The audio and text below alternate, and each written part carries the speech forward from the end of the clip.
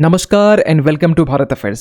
सो finally 27 साल के बाद में भारत का न्यू थिएटर कमांड जो है ये अब फाइनलाइज कर लिया गया। आप यहाँ पर देख पाएंगे इसके रिगार्डिंग जो आर्टिकल है, इंडियन डिफेंस रिसर्च विंग का आर्टिकल है, जहाँ ये कहा जा रहा है कि India finalises 3 theatre military command structure और चाइना के लिए, northern command, western command for Pakistan और सदर्न कमांड मैरीटाइम फ्रंट्स के लिए। यहाँ पे ये भी कहा जा रहा है कि सीडीएस के अलावा भी एक वाइस सीडीएस का रोल यहाँ पर प्लान किया गया है। और ये जो अपडेट है अपने आप में इंपॉर्टेंट इसलिए भी हो जाता है क्योंकि भारत के CDS chief of defence staff general Anil Chauhan, इन्होंने हाल ही में कहा है कि थिएटराइजेशन जो प्रपोजल है इसे आगे आने वाले एक वीक में डिफेंस मिनिस्ट्री के पास में शेयर किया जाएगा। इसके मायने यहाँ पर यह कि भारत अब आगे आने वाले टाइम में इंटीग्रेटेड थिएटर कमांड्स को यहाँ पर ऑपरेट करने वाला है। भारत के पास भी इंटीग्रेटेड थिएटर कमांड्स यहाँ पर होने वाला है, क्योंकि आज के टाइम में हमारे पास में टोटल 17 कमांड है और इन 17 कमांड को यहाँ पर इंटीग्रेट करके 3 कमांड में तब्दील किया जाएगा। तो इस वीडियो में बेसिकली हम ये भी बात करने वाले हैं कि हमारा जो नया 3 थिएटर मिलिट्री कमांड जो होने वाला है ये किस तरीके से यहाँ पर काम करने वाला है और वाइस सीडीएस का जो रोल है यहाँ पर क्या रहने वाला है और ये क्यों इतना जरूरी हो जाता है, जहां भारत आज के टाइम में चाइना और पाकिस्तान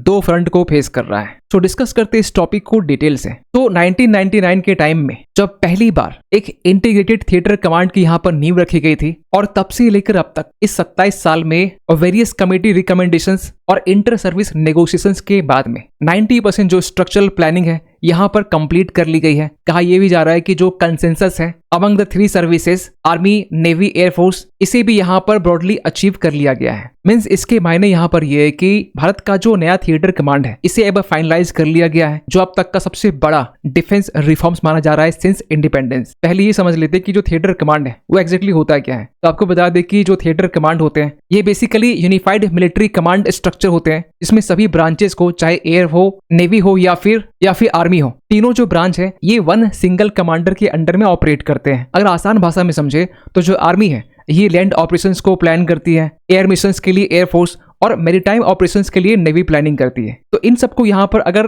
1 इंटीग्रेटेड फोर्स में अगर ऑपरेट किया जाए तो इसे यहाँ पर थिएटर कमांड कहते हैं। और आज के टाइम में हमारे पास में करेंटली 17 डिफरेंट कमांड है, जिसके नाम आप अपने स्क्रीन में देख सकते हैं। लेकिन ये जो स्ट्रक्चर है ना, इसमें सबसे बड़ी प्रॉब्लम यहाँ पर है डुप्लीकेशंस ऑफ कमांड्स, क्योंकि आप देख सकते हैं ये जो 17 सेपरेट सर्विसेज कमांड है जिसमें 7 आर्मी के हैं, 7 एयरफोर्स के हैं और 3 नेवी के हैं। और भारत का जो वेस्टर्न कमांड है, ये जो रीजन है बेसिकली यहाँ पर हमारी आर्मी भी और एयरफोर्स दोनों यहाँ पर ऑपरेट करती है। लेकिन प्रॉब्लम यहाँ पर यह है कि दोनों की जो प्लानिंग होती है ये सेपरेट होती है, तो इससे जो रिडंडेंसी है ये हमें देखने को मिलता है। इसके अलावा भी ऑपरेशनल डिलेज भी एक सबसे बड़ा प्रॉब्लम है। अगर आर्मी को एयर सपोर्ट चाहिए तो इसके लिए सबसे पहले रिक्वेस्ट भेजनी पड़ती है, पेपर वर्क, कोऑर्डिनेशन, क्लियरेंस, ये तमाम प्रोसेस के गुजरने के बाद में यहाँ पर आर्मी को एयरफोर्स की मदद मिलती है। तो इसमें एक लंबा डिले देखने को मिलता है और डिले मींस कैजुअलिटीज। और जहां आज के टाइम में भारत 2 फ्रंट वॉर थ्रेट को फेस कर रहा है, एक साइड पाकिस्तान और दूसरी तरफ यहाँ पर चाइना, और ऐसे टाइम में जो कोऑर्डिनेशन है,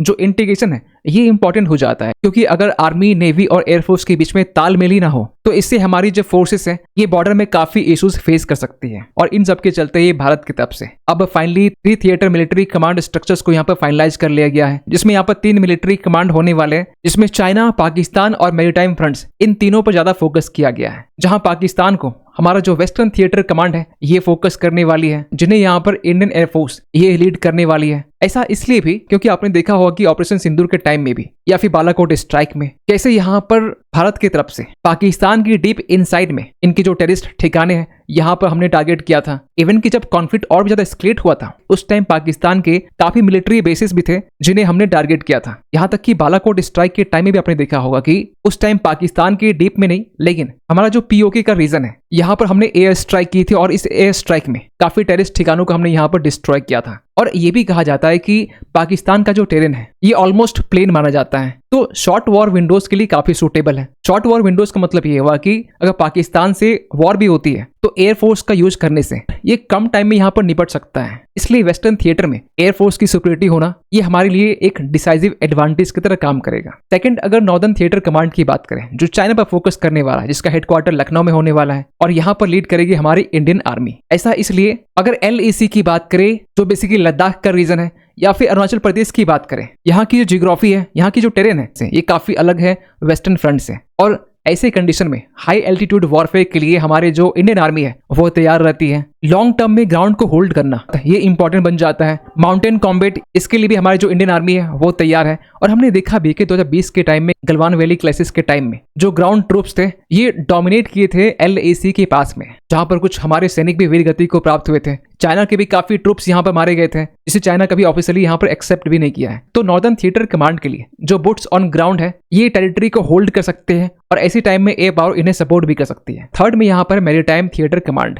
जिन्हें इंडियन नेवी यहाँ पर लीड करने वाली है, जो बेसिकली फोकस करेगी अरेबियन सी में, बे ऑफ बंगाल रीजन में और इंडियन ओशन में, जहां आज के टाइम में हमारी जो नेवी है ऑलरेडी सी बेस्ड जो ऑपरेशंस होते हैं यहाँ पर डोमिनेट कर रही है। और मैरीटाइम थिएटर कमांड के लिए नेवी को देना ये इसलिए भी जरूरी है क्योंकि आज के टाइम में चाइना जो है लगातार अपने स्पाई शिप को इंडियन ओशन भेजता है। और अंडमान निकोबार में हमने आपसे रिसेंटली कहा था कि भारत यहाँ पर एक mega deep water transshipment hub को बना रहा है जो निकोबार आइलैंड में है। और निकोबार आइलैंड से ये जो मलक्का स्ट्रेट है ये महज 40 नॉटिकल माइल्स के डिस्टेंस में है। तो ऐसे कंडीशन में एम्फीबियस वॉरफेयर के लिए, कैरियर बैटल ग्रुप ऑपरेशंस के लिए या फिर मैरीटाइम सर्विलांस के लिए जो इंटीग्रेशन है ये इसे और भी ज्यादा इंप्रूव करता है। और इसके साथ साथ जो एडमिनिस्ट्रेटिव स्ट्रक्चर है, जहां आज के टाइम में जो CDS है, chief of defence staff general Anil Chauhan, जो भारत के दूसरे CDS है, पहले में जनरल विपिन रावत थे, जो 2019 के टाइम में ये पोस्ट को यहाँ पर क्रिएट किया गया था। तो यहाँ पर जो CDS का रोल रहने वाला है ये एक मिलिट्री एडवाइजर के तौर पर रहने वाला है, जो गवर्नमेंट को यहाँ पर ऑपरेशन को लेकर ओवरसाइट करने वाली है, थिएटर कमांड को सुपरवाइज करने वाली है।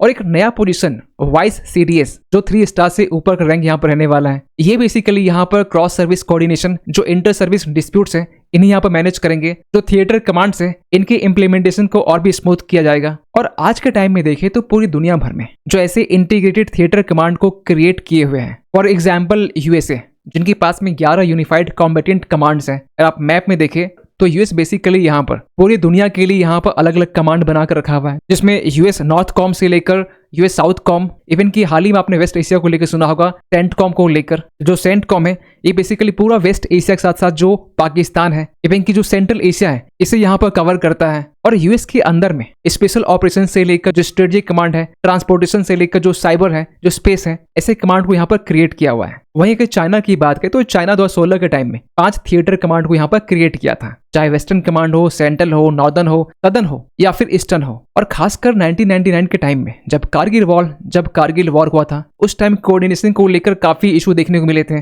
और तब से लेकर ऑपरेशन सिंदूर तक में हमने ये देखा कि किस स्पेसिफिक फ्रंट के लिए कौन से थिएटर कमांड की यहाँ पर रिक्वायरमेंट है। और जिस न्यू मिलिट्री थिएटर कमांड की यहाँ बात कर रहे हैं, आपको बताना चाहते हैं कि 2001 के टाइम से ग्रुप ऑफ मिनिस्टर रिपोर्ट्स में पहली बार इस चीज को लेकर रिकमेंड किया गया था। फिर नरेश चंद्र टास्क फोर्स 2011 के टाइम में अगेन इस चीज को लेकर रीइंफोर्स करते हैं। और फाइनली 2016 के टाइम में शकेतकर कमेटी बनाई जाती है, जो फर्दर यहाँ पर 3 थिएटर कमांड को रिकमेंड करती है, नॉर्दर्न, वेस्टर्न और सदर्न कमांड। और ऐसा नहीं कि ये हमारे लिए नया है, हमने आपको पता होना चाहिए कि अंडमान निकोबार में हमारे एक अंडमान निकोबार कमांड भी है, जो 2001 के टाइम में हमने क्रिएट किया था, जो भारत का पहला ट्राई सर्विस कमांड है। और ये क्रिएट करने के पीछे कारण था मलक्का स्ट्रेट को सिक्योर करना और बे ऑफ बंगाल सी लाइंस को यहाँ पर सिक्योर करना। इतना ही नहीं, स्ट्रेटेजिक फोर्सेस कमांड इसे भी क्रिएट किया गया है खासकर इंडिया के न्यूक्लियर वेपन्स के लिए। कैसे यहाँ पर न्यूक्लियर डिलीवरी सिस्टम्स को कोऑर्डिनेट करने के लिए सभी सर्विसेज के साथ में यहाँ पर कोऑर्डिनेट की जाती है। इसके बाद में एक्सरसाइज त्रिशूल, जो कि एक ज्वाइंट मिलिट्री एक्सरसाइज है आर्मी, नेवी और एयरफोर्स के लिए। तो ये हमारे लिए बिल्कुल नया नहीं रहने वाला है, हम लोग पहले भी इस चीज को इम्प्लीमेंट कर चुके हैं।